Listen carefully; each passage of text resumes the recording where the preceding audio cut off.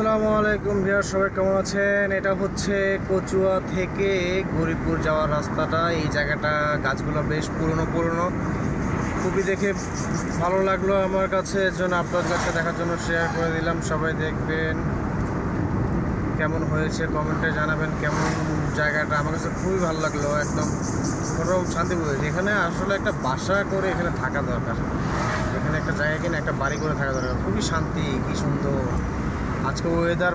Outside বলতে মানে main রোডের সাইডে, গরিবপুরের মেন রোডের সাইড থেকে যখন আমি ছিলাম তখন প্রচণ্ড গরম ছিল, বাট এইদিকে এই যে কচুয়া রোড আসার পরে না, মানে কি বলবো, বলার কোনো ভাষা নেই।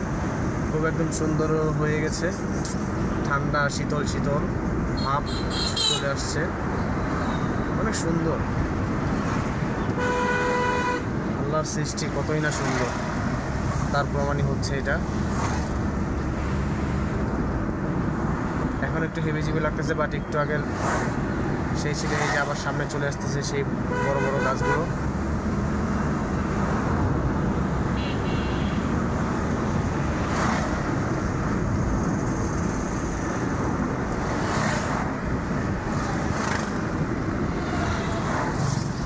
এই মামা, এই সিএনজি দেখছো কি করছে? আয় হ্যাঁ,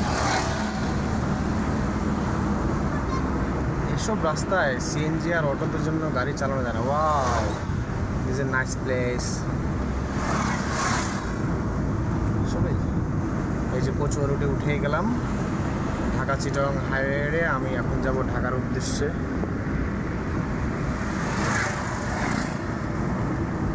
ওকে, আল্লাহ হাফিজ, আসসালামু আলাইকুম।